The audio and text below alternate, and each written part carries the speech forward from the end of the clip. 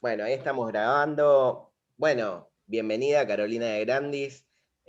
Muchas gracias por estar acá. Esta es una entrevista para las estudiantes y los estudiantes de UFLO.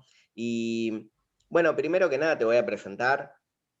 Carolina es licenciada en psicología y es profesora en varias materias de la carrera de psicología de la Universidad Abierta Interamericana y también es investigadora, es becaria doctoral del CONICET, tengo la suerte de acompañarla como codirector, así que bueno, Caro, un poco el objetivo de esta entrevista, de esta charla, es que le cuentes a la gente acerca de por qué utilizar teoría fundamentada, cuándo, qué es, ¿sí? Y después podemos ver algunos ejemplos.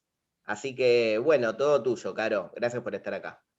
Bueno, muchas gracias por invitarme. Un honor para mí poder compartir con ustedes acerca de esta temática que, bueno, realmente a mí me encanta.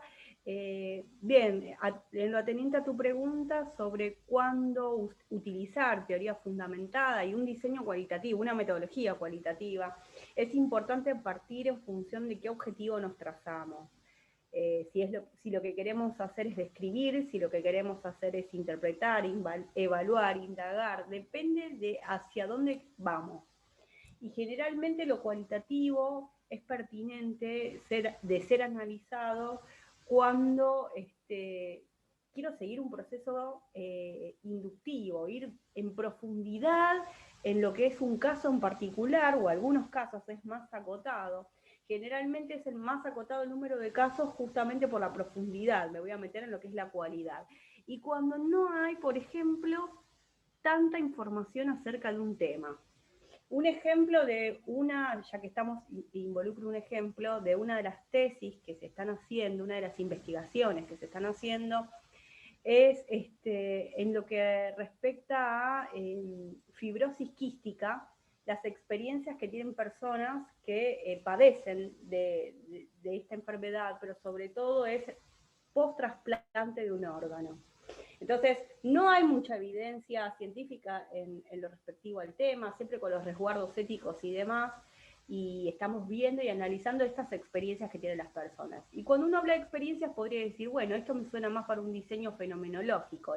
¿Por qué les digo esto? Bueno, ahora voy a proceder a compartir pantalla. Entiendo que se podrá visualizar en los próximos segundos. Ahí está, se ve perfecto. Bien, voy a ver si lo puedo poner en el botón de reproducir. Y bueno, ustedes van a ver acá que en este Power hay distintas características, ¿no? De los distintos diseños. Cuando uno habla de lo que es metodología cualitativa, tenemos todo este abanico de diseños. El diseño de teoría fundamentada, el etnográfico, el narrativo, fenomenológico y el investigación-acción. También podríamos añadir el estudio de caso, pero bueno, esta bibliografía está basada en Sampieri, que siempre recomendamos eso cuando vas a iniciarte en lo que es la investigación cualitativa, para después profundizar en los autores que han contribuido adentro de cada uno de los diseños, ¿bien? Entonces, fíjense, ustedes pueden observar que dentro de lo que es la teoría fundamentada, ¿cuál es el planteamiento del problema que va a estar en juego en esta teoría? Fíjense, en la teoría fundamentada, que es cuando hay carencia de teorías o que son inadecuadas para explicar algo, ¿no? Ya sea por el contexto, por el tiempo, bueno, justamente no, en el caso que les comentaba, no hay todavía teorización acerca de lo que ocurre a nivel psicológico en una persona que tuvo un trasplante de cuerpo cadavérico. Hay algo del orden del estado del arte, pero no en lo referente a esta cuestión particular. Lo mismo, otra investigación que es sobre eh, el uso del Instagram en los adolescentes. Hay mucho cuantitativo, hay menos cualitativo que se involucra en profundizar. Ya vamos a ver, ¿no? Esto de la idea de lo cuanti y lo quali, no desde la rivalidad, sino desde siempre el diálogo, ¿no? Porque siempre se complejiza, no pensarlo también en los diseños mixtos. Sí, Sí, Caro, contame un poco, como estamos brindando este curso para gente de ah, educación, me parece que está bueno ah, esto que mencionaste de investigación de Instagram en adolescentes. Contame un poco qué hicieron y por qué les pareció con la tesista que valía la pena utilizar teoría fundamentada. Bien, lo pensamos relevante lo que es la teoría fundamentada porque queríamos ver cómo se construye la identidad en torno al uso de esta red social. Dado que hoy en día parece ser, uno si pudiera ver cómo surgen las ideas de investigación en San Pierre, esto está, ¿no? A partir de la observación, de ir observando el cotidiano, pueden surgir estas ideas, ¿no? Y hay mucho, incluso también hay estadísticas de esto, de que hay mucho uso de Instagram en un periodo, en este periodo que habíamos evaluado, analizado. Entonces, la pregunta era, sabemos cuantitativamente estas cosas, pero a nivel cualitativo, en una red social donde está muy en juego lo que es la imagen, en cómo mostrás esa imagen, en los seguidores o no, en todas estas cuestiones que trae el juego, malos filtros y demás, las historias, esto que es instantáneo y después se cinde, se cierra, ¿no? El punto es ¿qué pasa en la identidad de un adolescente posmoderno hoy en día? ¿Bien? Entonces, bueno, empezamos a indagar y justamente, bueno, esto fue parte del planteamiento del problema, ¿no? ¿Qué era lo que ocurría a nivel de construcción de identidad? Y cómo esto también se podía ver en las cuestiones vinculares. Caro, ahí Sí. te quiero hacer una pregunta metodológica. Ahí, ¿cómo piensan la selección de la muestra? Viste que cuando se investiga desde un punto de vista cuantitativo, siempre es importante tener un número interesante de muestra para poder hacer los análisis estadísticos. Acá, en esta tesis, ¿cómo lo pensaron? Y bueno, si hay algún instrumento, ¿cómo es? Contanos un poco de eso. Bien, muy bien. Acá eso me lleva a la siguiente parte del cuadro, que ustedes van a poder, creo que lo están observando, ¿no? Que cambié el cuadro. Y entonces el punto es cómo vamos a recolectar, claro, cómo obtenemos la muestra y de qué manera lo vamos a hacer. Bueno, claramente la muestra, uno en metodología cualitativa sigue los pasos de una manera distinta a lo que lo hace en lo teniente a lo cuantitativo. En lo cuantitativo uno va a ir al campo ya teniendo predeterminado cuánto es la cantidad, ya sea porque hice un cálculo de probabilidad o porque también puedo ir viendo cuánto, pero más o menos estimo que 100, 200, 300 casos tendré o necesitaré, se verá.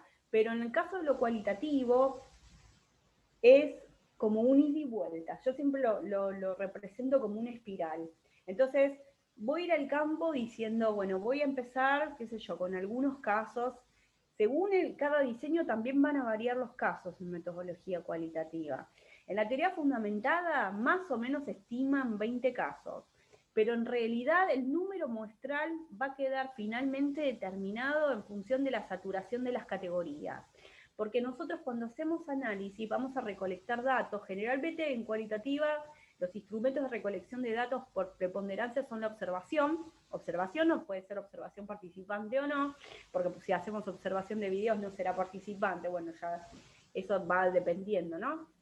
También lo explica, eso está muy bien explicado en San Pierre, entonces tenemos la observación, que es no solamente a nivel verbal, el formato verbal, sino todo lo que uno pueda ver. Yo en estos momentos, mientras estoy hablando, muevo las manos. Esta es información que va del orden visual y no desde la verbalización, ¿no? Entonces, desde si hay un temblor en la voz, etcétera, ¿no? Entonces, toda esa información pertenece al orden de la observación. Luego tenemos lo que son las entrevistas, que hay distintos tipos de entrevistas. Yo puedo tener una entrevista abierta, estructurada.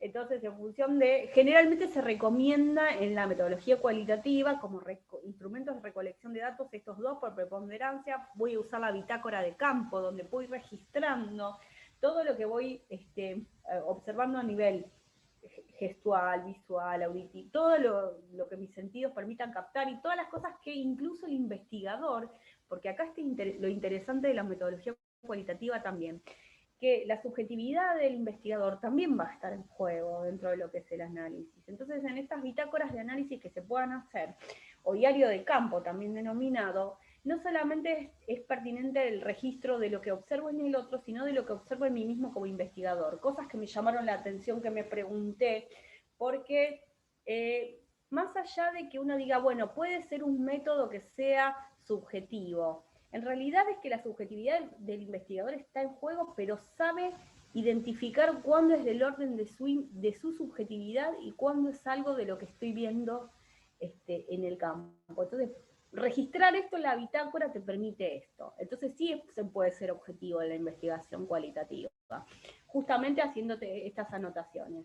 Y lo que siempre se sugiere es que las entrevistas sean abiertas. Esto quiere decir que si no voy a preguntar preguntas que me evoquen respuestas por sí o por no, sino preguntas más del orden como cuál, cómo, ¿sí?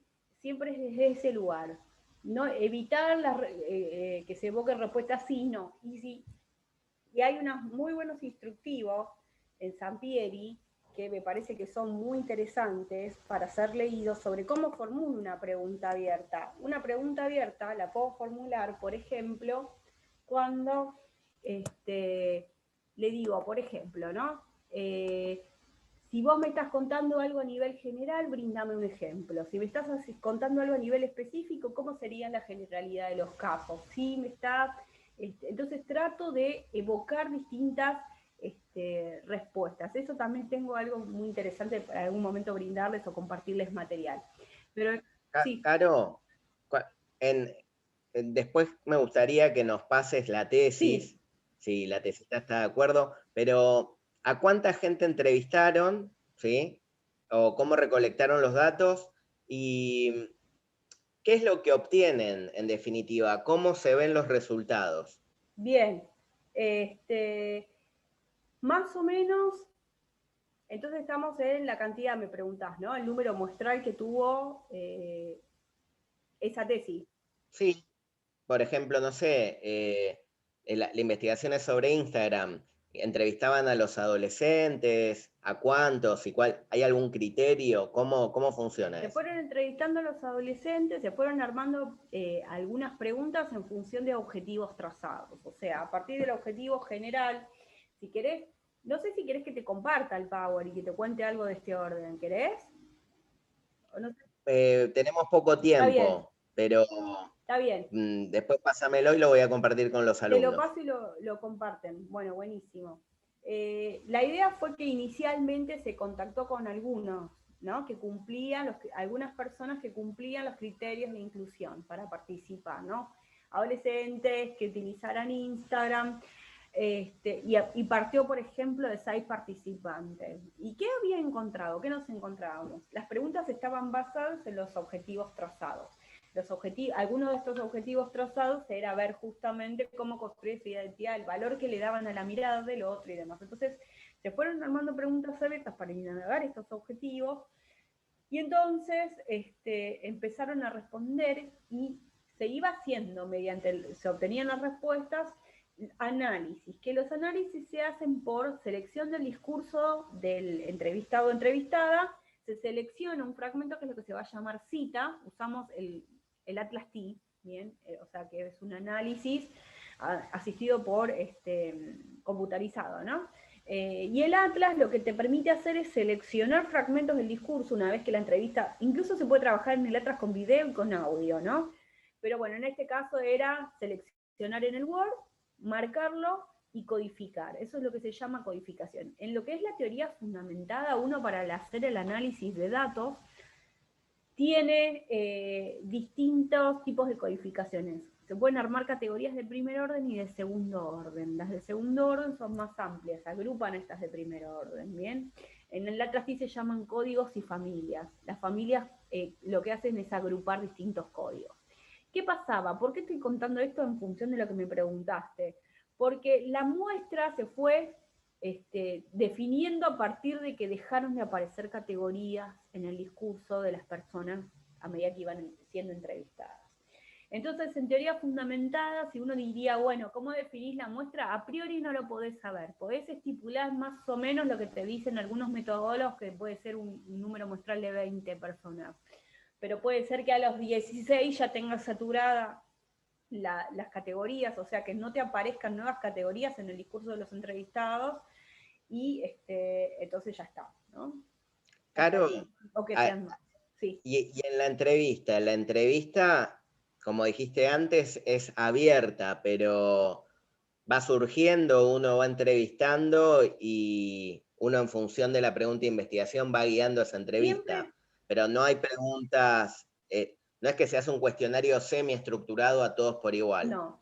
Generalmente pasa así, que la persona cuando uno hace uno puede establecer una pregunta con el objetivo de indagar un objetivo específico, ¿no? Con el propósito de indagar un objetivo específico, pero cuando uno va a preguntar y está frente a un otro, no todos te contestan de la misma manera, no todos tienen las mismas habilidades verbales, ni las mismas experiencias de vida, ni etcétera, ¿no? Contexto, etcétera. Con lo cual, nadie va a venir totalmente ordenado a contestar las preguntas. Probablemente uno ahí tiene que tener, hay una cosa que es importantísima, ¿no? Que siempre incluso se incluye en el consentimiento informado, que cuando uno va a hacer una pregunta, no va a ir a indagar más allá de lo que en realidad se trazó como objetivo. Entonces, si mi objetivo es saber, no sé, la importancia que le da la mirada de los demás, qué sé yo, puede ser que le pregunte cómo se siente cuando les dan un like y la persona me diga, bien, ¿y cómo es sentirse bien? Entonces ahí viene lo que se llamaría la repregunta. Voy a preguntar nuevamente o voy a tratar de abrir un poco más ese discurso del otro para que me brinde más información, pero siempre tratando de ir en el objetivo que uno se trazó. No abrir cosas que en realidad no son el propósito de la investigación que uno tiene.